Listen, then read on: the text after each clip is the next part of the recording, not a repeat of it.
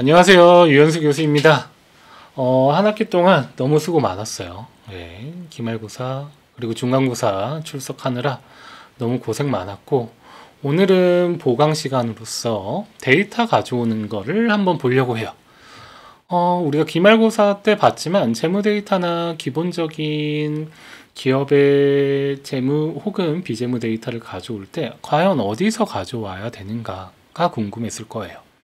그래서 우리가 실제로 데이터를 어떻게 뽑아내는지를 한번 같이 따라해 볼 거예요. 첫 번째, 일단 중앙도서관에 갑니다. 중앙도서관에 가서 우리가 로그인을 한 다음에 여기 보시면 데이터베이스 있죠. 데이터베이스를 클릭해요. 클릭해서 V 쪽을 가시게 되면, V 쪽을 클릭하게 되면 데이터베이스가 나오는데 하나만 나올 거예요. Value Search라는 데이터베이스를 우리는 사용을 해요. 재무 데이터 여기 있죠. 나이스 신용평가 정보에서 발행하는데 우리 학교가 이 데이터베이스를 구독하고 있어요. 이 Value Search DB를 사용하려고 하면 개인 아이디를 등록해야 돼요. 개인 아이디. 그래서 개인 아이디는 이렇게 설명이 되어 있으니까 설명을 찾아보시고, 제가 한번 밸류 서치를 들어가 봤어요. 네이버에서 밸류 서치 하면 들어가지거든요.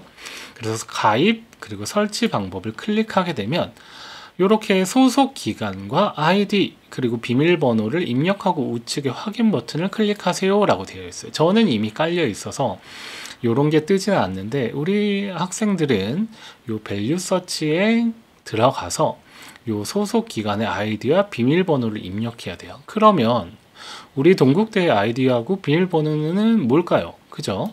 다시 중도로 돌아오면 여기 자물쇠 보이시죠? 제가 자물쇠에다가 일부러 커서를 안 올리고 있어요. 여기 보시면 우측 자물쇠 아이콘에 클릭을 하면 아이디하고 패스워드가 뜨기 때문에 제가 일부러 안 올릴 거예요. 그래서 요 개인 아이디 등록 방법이랑 요 밸류 서치의 회원 가입 요거를 보시고 가입을 하시면 돼요.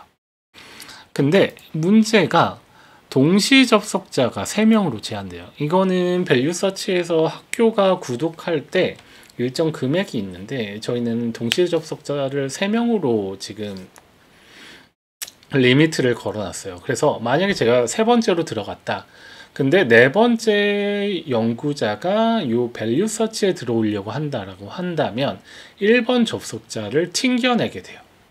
즉, 우리 학생분들이 밸류 서치를 쓰다가 튕겼다 그러면 한 명이 들어온 거거든요. 그러면 그 뜻은 3명이 꽉 찼다라는 뜻이니까 좀 시간이 지나서 다시 들어가면 돼요. 실제로 저도 연구를 하지만 밸류 서치 쓰는데 튕겨나간 적은 없어요. 아직은 튕겨나간 적은 없거든요. 그러니까 우리가 한번 연습할 때 잘 안 돼, 튕겨나가, 잘 안 들어가지네 라고 한다면 좀 시간이 지나서 한번 해보시길 추천드려요. 그래서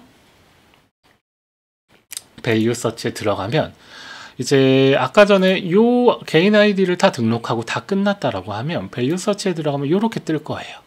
그래서 저는 이미 아이디가 있으니까 류현수 86 gmail.com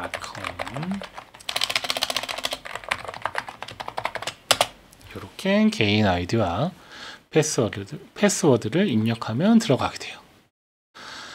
들어가게 되면 기본 바탕화면은 이렇게 돼 있어요. 뭐 포털 같죠, 그죠? 포털 같은데 우리가 사용하는, 즉 우리가 데이터를 뽑을 때는 여기 데이터를 들어가면 됩니다. 클릭해 볼게요. 클릭하게 되면 뭐 재무 정보도 있고 주가 정보도 있고 가치 정보, 뭐 컨센서스도 있고 ETF 정보 다양하게 있는데, 나중에 시간 되면 다 클릭해 보셔도 되지만 우리가 직접적으로 볼 거는 요 매시브 다운로드예요. 클릭해 볼게요. 그래서 대용량의 자료를 받을 때 매시브 다운로드를 가면 돼요. 들어왔어요. 이제 포털 창이 아니라 창이 좀 바뀌었죠? 그죠? 여기에서 코스피, 코스닥, 인더스트리 라지, 우리 기말고사에 배웠죠? 산업 분류가, 한국 산업 표준 분류가 어떻게 되어 있는지. 이게 인더스트리 라지, 그죠? 대분류, 중분류, 소분류, 세분류, 세세분류. 한국은 이렇게 순서가 다 나열되어 있어요. 뭐 코스피를 누르면 뭐 코스피 대형주, 뭐 인더스트리별로 이렇게 나눠질 수도 있는데 우리가 제일 많이 보는 거는 요거 전체를 많이 봅니다. 전체를 클릭해 볼게요. 전체를 클릭하니까 유가증권 상장사 코스피랑 코스닥이랑 함께 추출할 수 있게끔 되어 있고 외관법인도 있어요. 상표도 있고. 그래서 우리가 만약에 어떠한 연구를 진행하거나 프로젝트를 진행할 때 유가증권이랑 코스닥을 같이 뽑고 외감도 같이 뽑는다라고 한다면 여기에서 데이터 하나 뽑고 외부 감사 법인에서 데이터를 뽑아서 두 개를 합치셔야 돼요. 아셨죠? 근데 그런 경우는 상당히 드물고 우리 학생들한테는. 그래서 제가 코스피 코스닥을 더블 클릭해 볼게요. 더블 클릭하면 이렇게 IFRS와 K갭으로 구분돼서 데이터를 추출할 수 있게 돼요. 우리가 실제로 연결을 쓰죠. 연결을 쓰기 때문에 IFRS를 쓸 것 같지만 저희가 기말고사에 봤던 거는 이제 개별을 썼었어요. 그래서 저도 개별을 한번 뽑아 볼게요. K갭을 클릭합니다.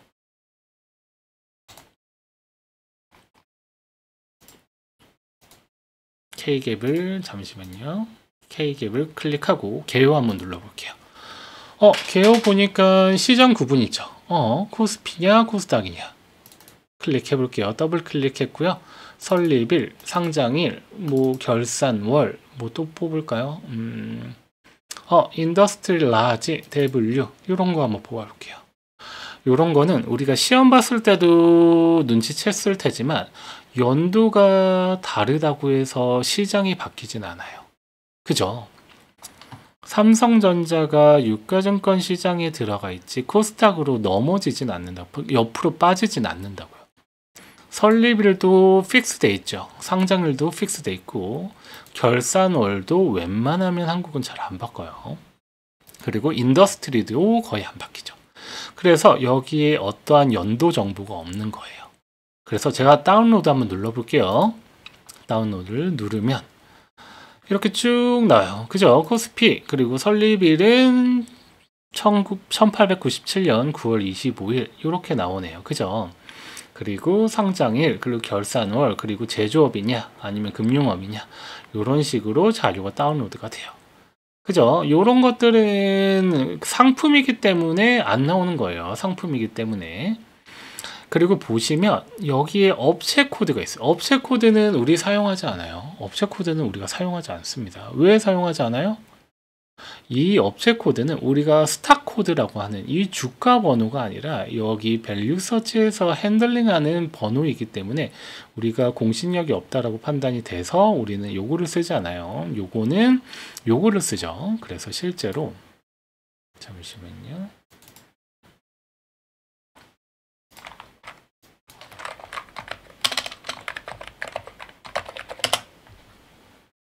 네이버 증권에서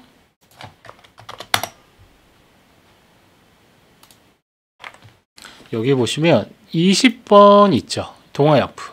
걔가 바로 얘예요. 20번. 이렇게 요 종목 코드를 우리가 스탁 코드라고 해요. 스탁 코드.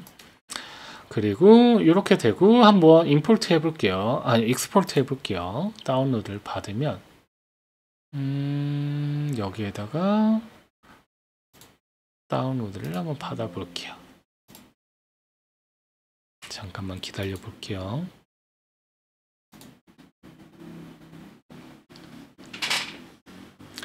다운을 받는 동안 우리가 기본적인 정보는 한 요 정도 받을래, 그리고 다른 재무 정보를 받고 싶다라고 하면 항목 선택을 클릭하시면 돼요. 항목 선택을 클릭하게 되면 우리가 뽑은 거 있죠. 이제 얘를 초기화해요.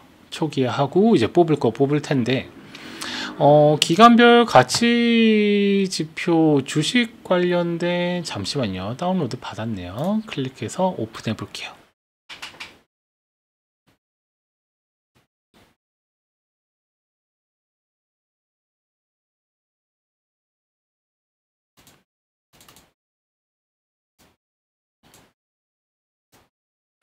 자, 나와 있네요. 그래서 편집 사용을 누르고, 그래서 제가 기말고사 문제를 이렇게 드렸어요. 얘 날리고 이름을 탑이라고 하고 네임이라고 하고 마켓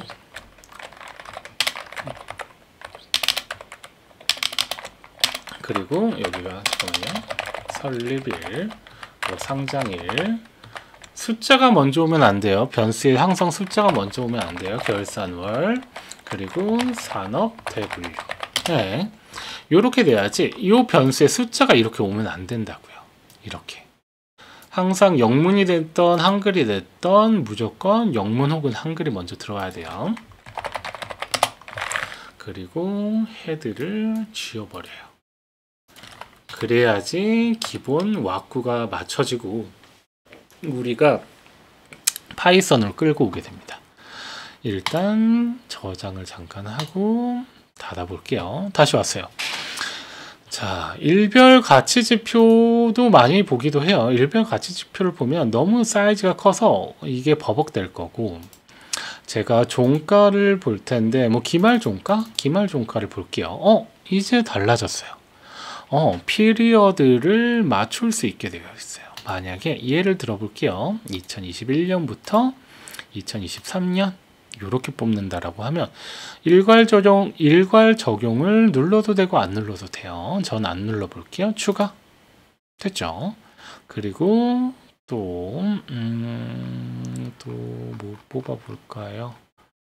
외국인 기말 외국인 보유율 요것도 똑같이 지금 시작과 종료가 정확히 맞아 떨어지죠. 일괄 적용을 이렇게 클릭하면 뭘 뽑든지 간에 시작과 종료는 이렇게 고정시켜 준다 라고 되어 있는데 누르나 안 누르나 똑같아요. 클릭했죠. 그리고 또 뭘 뽑아 볼까요? 발라틸리티 뽑아 볼까요? 주가의 변동률, 변동성. 그래서 추가 됐죠.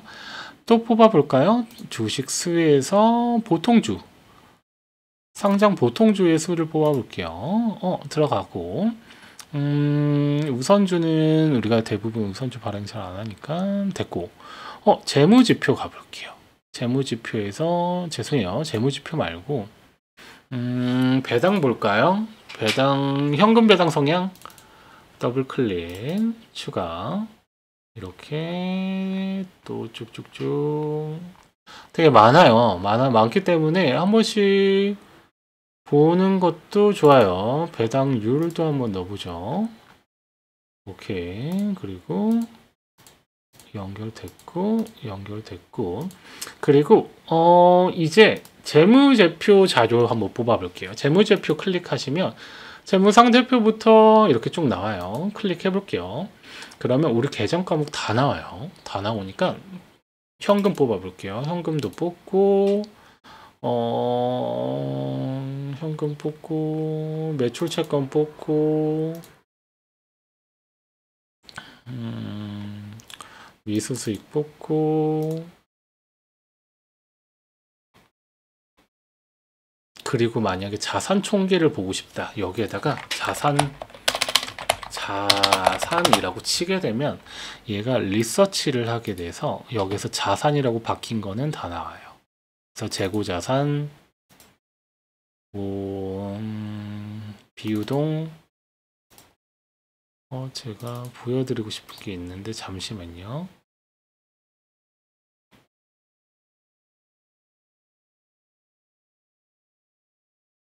자산총계, 우리 어셋이었죠. 인텐도 있었고, 그리고 매출 요걸 다시 닫으면, 그죠? 자산이란 걸 닫아버리면 아까 전에 있는 모든 걸 다 확인할 수 있어요.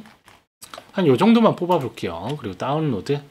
이 뒤에 걸 지워야 되지 않습니까? 괜찮아요. 덮어 씌워버릴 거예요. 그리고 다운로드.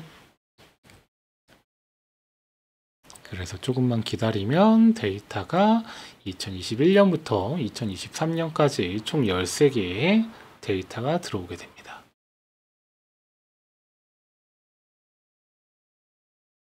들어왔죠? 이렇게 쭉 들어온 걸 확인할 수 있어요. 그래서 엑스포트 제가 이렇게 1로 저장을 해볼게요. 일단 다운로드 될 때까지 조금만 기다려 볼 텐데 항목 선택에 가서 우리가 클리어 누르고 제가 한번 자산을 뽑아 볼게요. 자산 총계였죠. 자산 총계 뽑으면 이렇게 되어 있어요. 제가 이거 피리어드 좀 길게 잡아 볼게요. 10년부터 23년까지 잡아 볼게요. 그러면 자산 총계랑 부채 총계로 한번 잡아 볼 텐데, 부채 총계 가서 한 번만 더 잡을게요. 자본 총계 잡을게요. 자본 총계.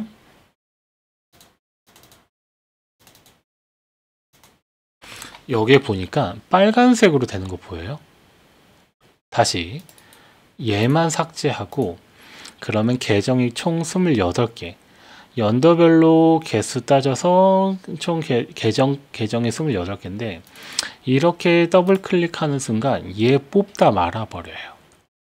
이 말은 뭐냐면, 이 밸류 리서치 자체가 원큐에 뽑을 수 있는 정보량이 정해져 있다는 거예요. 당연히 이것도 구독하는 그러니까 기간, 우리 동국대가 만약에 이 다운로드를 받는 거를 계정을 훨씬 더 많은 롱 피리어드를 원큐에 뽑을 수 있게 해달라고 하면 얘네는 돈을 더 많이 주고 그걸 열어줄 텐데, 이게 기본이에요. 그러니까 우리가 한 번에 너무 많은 데이터를 뽑을 수는 없어요. 아까 전처럼 연도가 자잘할 때는 21년부터 뭐 23년, 끼키야 21년, 22년, 23년 3개 자료, 3년치 자료를 몇 개 뽑는 거랑 달라요. 그래서 피리어드를 길게 뽑을 때는 이렇게 빨간색이 뜬다라면 얘를 잠깐 지우고 뽑고 계속 뽑아야 돼요. 상당히 귀찮겠죠. 그죠? 상당히 귀찮은 작업입니다. 그래서 이것도 다운로드 한번 볼게요. 다운로드.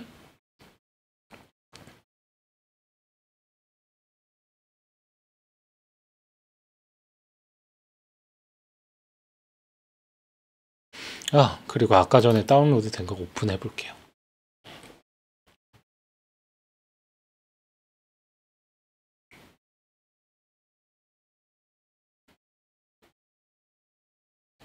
들고 들어왔죠. 그래서 이 위에 헤드 지우고, 항상 우리가 데이터를 파이썬으로 들고 들어오려면 이렇게 와꾸가 처음부터 들어와야 돼요. 업체 코드 상관없대서 지울게요.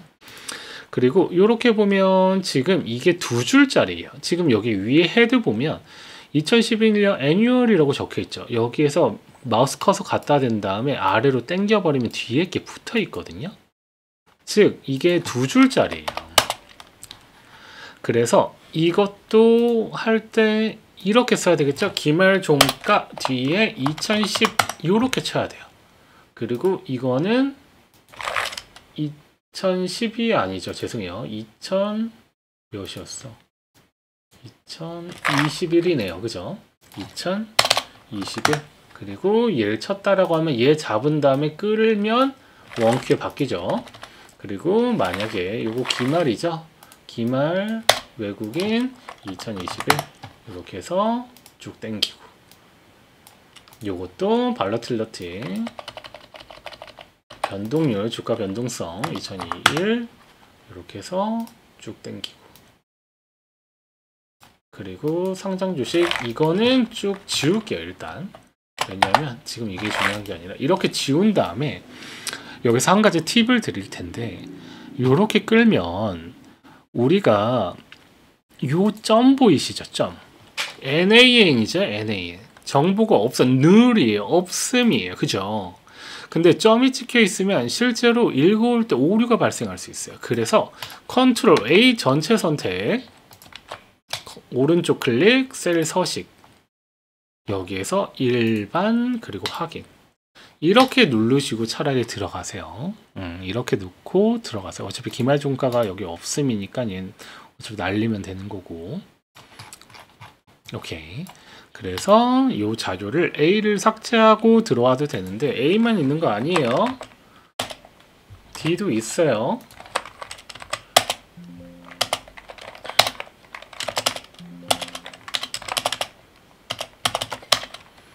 네. 그래서 어차피 이게 ID니까 이 상태로 그냥 다 들고 와도 상관은 없어. 상관은 없어요. 그래서 얘도 잠깐 저장해 볼게요. 그리고 이제 들어왔죠? 들어왔어요. 기본 재무 데이터가 들어왔어요. 그래서 재무 데이터도 이렇게 엑스포트로 자료를 끌고 오시면 돼요. 그래서 항목은 실제로 주석 처리된 거 빼고는 다 있다고 보시면 돼요. 주석 처리 빼고는. 그리고 이렇게 밸류 서치처럼 데이터베이스가 한국에는 상당히 많아요. 많다고는 보기 어렵고 한 4-5가지는 돼요. 근데 우리 학교에서 실제로 이렇게 외부에서도 구동이 가능한 데이터베이스는 밸류 서치밖에 없어요. 그래서 실제로 만약에 내가 취업을 할 건데, 내가 취업을 한다 손 쳐봐요. 취업을 할 건데 기본적으로 만약에 제가 취업을 할 거면 인더스트리를 찍고 만약에 내가 원하는 기업의 산업 분류가 어떻게 되는지 보고 그들의 평균 자산은 어떻게 되는지, 포지션은 어떻게 되는지, 뭐 ROA, 뭐 기업의 수익률은 어떻게 되는지, 그런 만약에 내가 어떠한 회사나 기업에 지원을 할 때 남들보다는 좀 다른 점도 있어야 되고, 우리가 이렇게 데이터를 분석을 하려고 하면 다른 그 인더스트리의 경쟁성, 경쟁력도 있어야 되고, 그런 것들을 충분히 여기 있는 자료를 가지고 핸들링을 할 수 있어요. 그래서 재무 비율 분석 뭐 이런 거 많이 들어봤죠. 뭐 ROA, ROE, PER, PBR 뭐 여러 가지 재무 변수들을 만들어서 인더스트리별로 혹은 이어별로 혹은 인더스트리 이어별로 각각의 해당 기업이 어느 정도 포지션을 갖는지, 그리고 기본적으로 회사에 지원할 때는 그들의 재무정보 한 3개년치는 기본적으로 간단한 것들은 알고 있어야 돼요. 뭐 자산이 얼마인지, 자산 총계가 얼마인지, 특히 자산, 뭐 수익률, 수익성, 뭐 당기순이익, 매출액 요 정도는 학생들이 많이 아는데 이렇게 면접을 볼 때 들어가면, 근데 자산 같은 건 잘 모른단 말이죠. 뭐 유동자산이 어느 정도 있을까? 기업을 볼 때는 자산이 상당히 중요하죠. 그죠? 뭐 안 중요한 건 없겠지만, 그렇듯 우리가 분석을 하거나 뭐 예측 방법론을 공부하거나 지금은 그러진 않겠지만 이러한 재무 데이터와 그리고 주가 데이터 등을 알고 있다라고 하면 남들보다는 훨씬 더 좀 편하실 거예요. 그리고 어디에 가서 업무를 할 때도 편하실 거예요. 그래서 이렇게 하시면 됩니다. 그리고 나머지는 뭐 분석 이런 것도 키워드 분석, 베타 계산 뭐 이런 거는 뭐 리그레이션 우리 배웠죠. 리그레이션. 근데 우리가 배운 거랑은 좀 다를 거예요.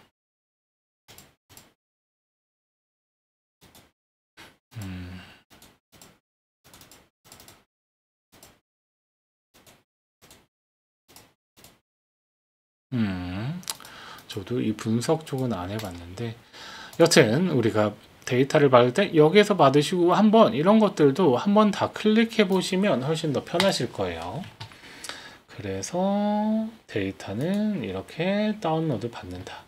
그리고 나서 잠깐만 그리고 나서 우리가 여기서 데이터 끌고 오면 되죠. 그죠? 우리가 아까 전에 받았던 데이터를 이렇게 정리했었죠. 오른쪽 클릭, 그리고 이렇게 패스 경로를 쭉 따서 쭉 딴 다음에 가지고 와서 들고 들어와서 이제 데이터 핸들링 하면 돼요. 꼭 연습해봐요. 연습해보고 실제로 재무 데이터가 어떤 것들, 뭐 어떤 것들이 있는지는 알지만 실제로 어떤 추세를 갖는지, 그리고 추가적으로 더 공부하시면 뭐 리그레이션도 배웠지만 다양한 그래프를 그릴 수도 있어요. 그래서 실제로 무궁무진하니까 우리가 데이터를 좀 자주 접하고 자주 핸들링하는 그런 습관을 키운다라고 한다면 충분히 경쟁력이 있을 거라고 판단합니다. 자, 오늘은 여기까지 할게요. 수고 많으셨습니다.